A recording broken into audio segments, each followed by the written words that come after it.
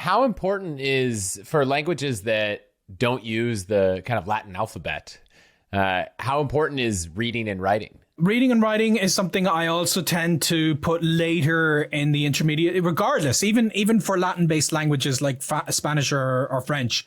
I wouldn't really pick up a book and try to read it until I'm at the intermediate stages, because it's just too much work. Like, I literally, with Spanish, when I first started, one of my failed experiments was I picked up El Señor de los Anillos, Lord of the Rings, and I thought, if I read this, I'll be fluent by the end of it. And it took me weeks to get to page 2 because I was literally looking up every single word. So that was really not a good use of my time.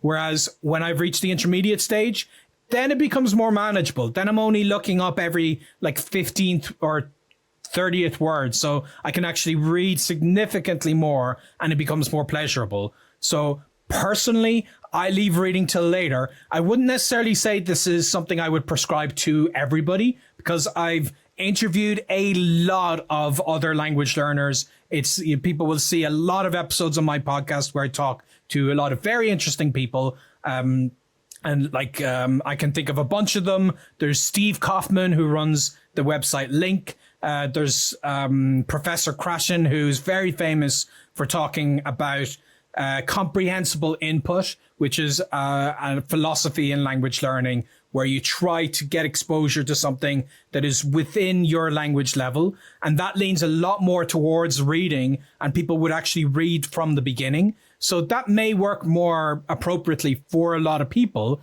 But what I found is it tends to work a little bit more for maybe either older generations or people who are really not as passionate to speak the language. And that's fine. They have a lot of goals in the language, but walking up to people and using it with them ultimately is maybe not their biggest priority. In my case, I'm a traveler, I'm a nomad. So speaking the language is by far the biggest priority. I need to make friends.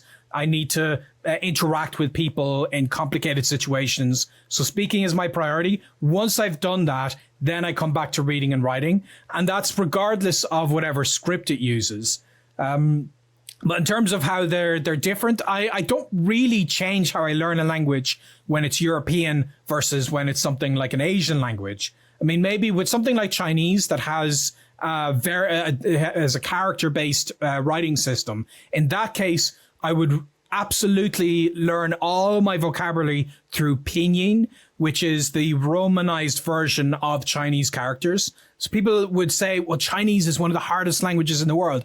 Actually, Mandarin is not that hard. Grammatically, it's very straightforward, and the way the words are formed is very logical. So I really don't think Mandarin is that bad of a language. But of course, Chinese characters are a huge barrier that you have to work through. So I just decide, let's take this in 2 stages, like a native Chinese person would have done. Chinese children learn how to speak first, and then they learn how to read and write. So that's what I was going to do. I learned how to speak Mandarin, and I would remember my vocabulary through pinyin, which is using our letters from the Latin alphabet to remember how to say the words. And then with time, I added Chinese characters so I could begin to read when that was in my triage system of a bigger priority.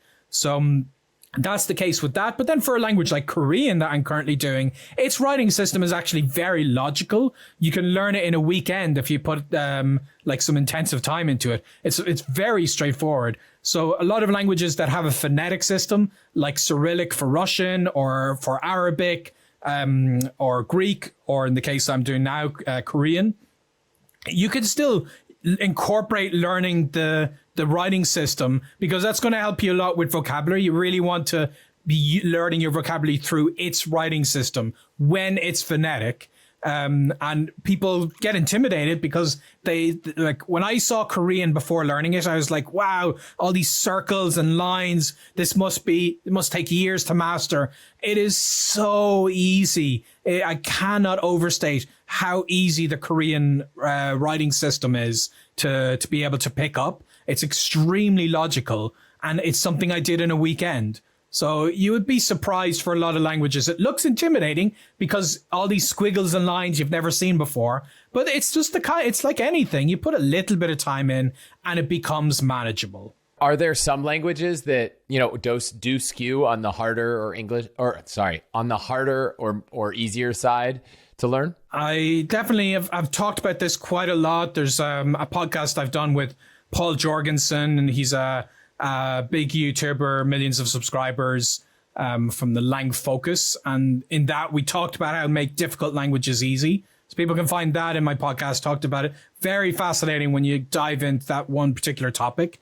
But what I say in general, whenever I'm thinking about this, is I like to get people in a different mindset.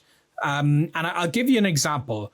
When I was in Spain learning Spanish, I met a Spaniard who was learning both Japanese and French. And I said to him, well, obviously French is going to be a lot easier for you, isn't it? Because it's in the same language family. And he said, absolutely not. Japanese is so much easier. And I didn't get it. I was like, how? It's so different.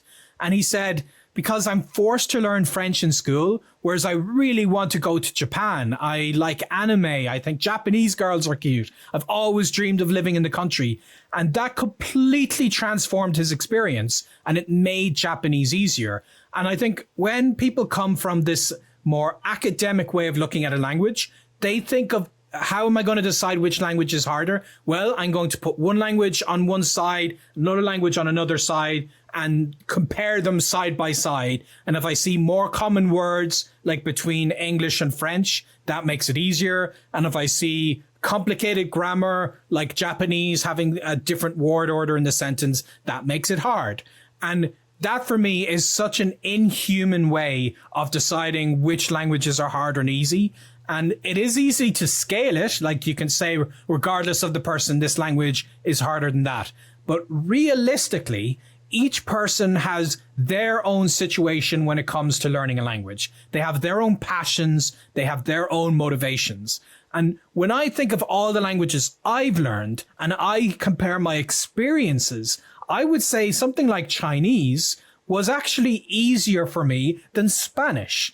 And people always think that doesn't make any sense because Spanish is much closer to English and all these other reasons, But ultimately, I had a bad language learning approach with Spanish for a long time. It took me a very long time to get to fluency with Spanish, to even get to a conversational level. And I kept kicking myself. I kept telling myself, your Spanish is miserable. People are laughing at you. Who would want to speak Spanish with you? And all of these reasons are why it took me so long to learn Spanish. Whereas with Mandarin, at that stage, I had a good language learning approach. I had a good attitude. I embraced making mistakes. So after 3 months, I reached a pretty good conversational stage. And people can see YouTube videos of me where I'm interviewing people in Mandarin 3 months after I've started to learn the language. I could not do that with Spanish. Now, this does not mean I'm going to say universally, therefore, Mandarin is easier than Spanish. Obviously not. It is the context of I was a more confident person.